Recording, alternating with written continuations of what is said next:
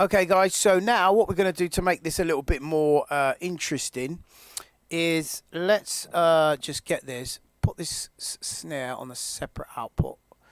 Let's bring this back to normal size in here now. Put this snare on a separate channel, track as to say. So let's go to there, go add audio again.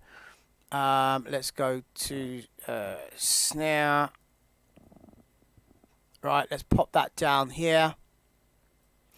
And I want to put this on the last bar. So let's just chuck this over here. Bring this over. I'm going to copy that over now. Oops. Not sure what we just did there, but yeah, bring that over. Hang on, what's going on here? Misbehaving. Just zoom in a bit. There you go. Right. Drop that over there like that. Put that there. There you go. Let's see what that sounds like.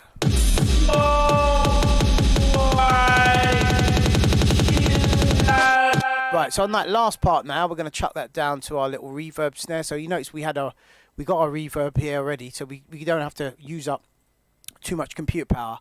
And let's switch that on and see what it sounds like. Not quite the reverb I was looking for, so let me just get rid of that for now. I'm going to just add another one, and I'm going to call this one Big Reverb, right? And then I'm going to put a reverb onto that one. Let's go to there. Let's go put that like that. Let's type reverb again. Cut this up. Let's see, reverb. Roomworks, see what that is. Okay, lovely. So now we want a really big one. We want like a cathedral or like a massive hall or something. And that drum short spread. What's that? These are interesting, aren't they? Nah, we don't want that. Okay, so we want something big, man. Big mounting. Room surrounding. Let's try that cathedral. Yeah, something like that. And then from there now we can go into like a drop. Now we can fix this up more later. Like for example, you could do stuff like velocity curves. See, like the volume. You can change up the volume on here. So say we go to our volume input. There's lots of different. This section here is called automation, but we can go into a little bit more of that later on. But for now, we're just going to deal with volume. See the volume, and you can use this tool here to create like little fades. So you can fade it, sort of partially fade it out, then bring it back into about there. So it kind of creates this crescendo.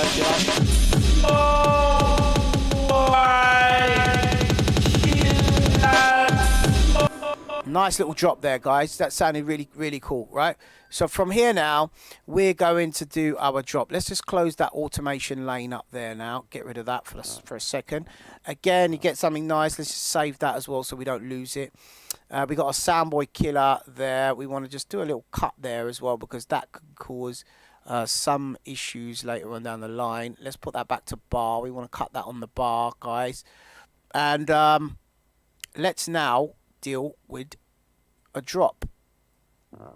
So obviously your drop's got to be related to the, to this part here. I'm not saying this is not a drop. This is like more like a drop out sort of banging bit, or however we want to do it. We'll suss it out later. We're just putting together pieces of the puzzle right now. Right, so now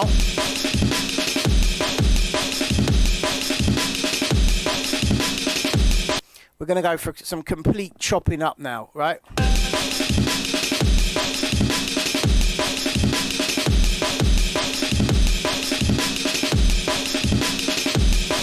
So first thing we want to do is go back to the basics where we was earlier, where we chopped up the beats into the segments, right? We got it there like that. We went back from bar to user quantize to 16s. We'll give it some chops on the mark there, so we can chop that up a bit now. And we just want the elements now, so we can just do something really cool with it.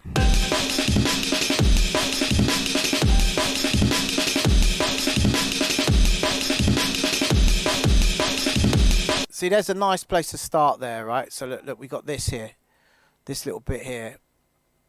So I'm going to just get rid of this for a second, and I'm going to bring back this piece here.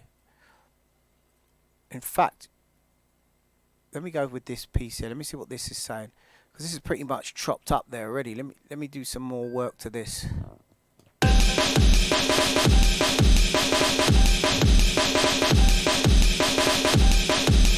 And let's get our bass sound.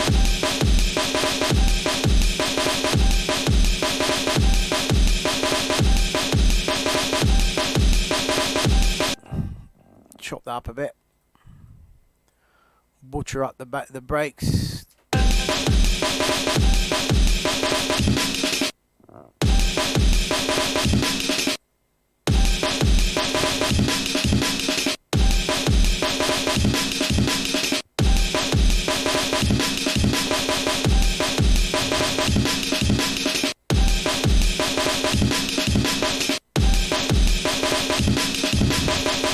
So there we're cutting up now, using the skills we applied earlier.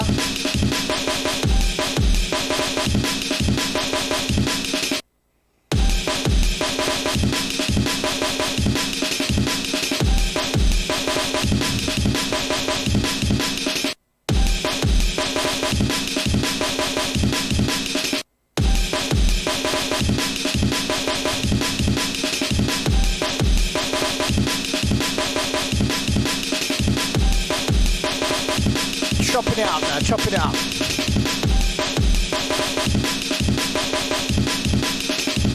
Let's zoom in a bit so you can see what we're doing here.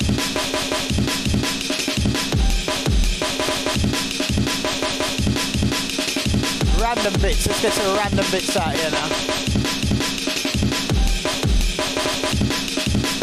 Let's see what we got. Abstract.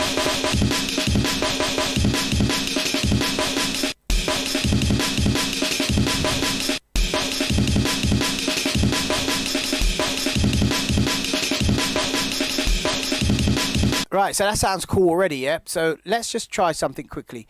So I'm going to show you another trick now. So we're going to go to process, and we're going to go pitch shift. Check this out.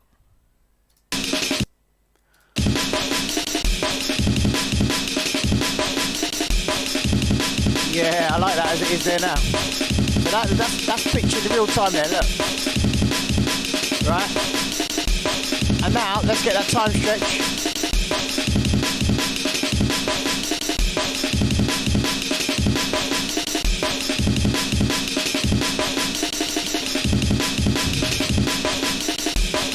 Take off that grid. Makes it more smooth so it's not so glitchy. Yeah, look at that.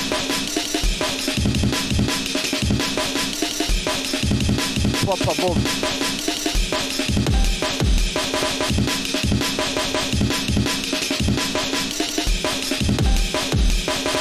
Right, let's do a little pitch shift on that to make it sound cheeky. Again, hold down Alt key, and let's take that one down too. With -2 up. It's not going -2. Hold on a minute.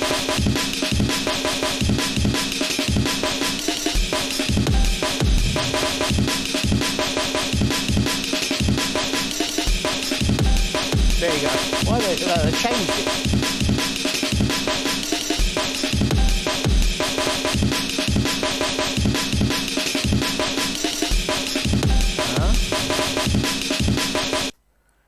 Okay, let me get rid of this time stretch tool a minute.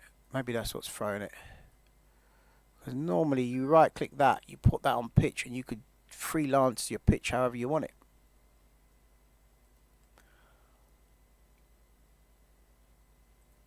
Let's see what's going on here. Ah, what? No minus numbers on the. What the hell is this?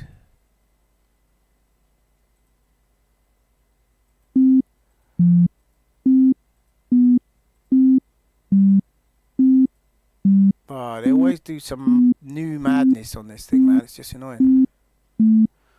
Alright, let's see what that is. whatever that's doing. There you go. So weird. Boom. Right, now let's see what we can do with this bass line now, the one we was messing about with earlier.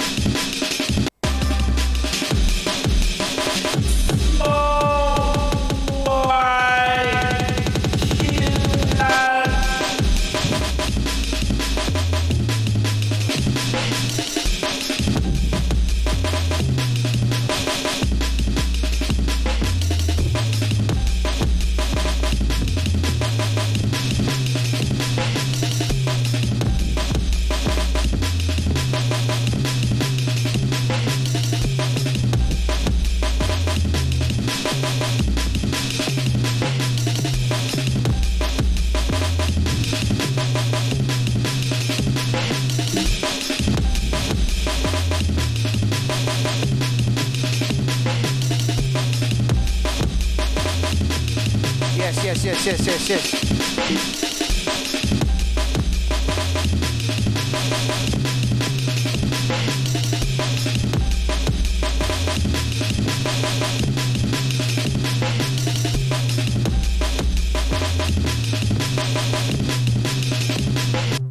Right, now that's rolling.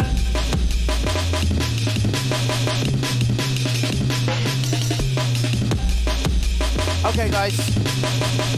Jumping on the next chapter of the video, guys. It's getting good now. It's getting good. So, see you in the next video, people. Big up.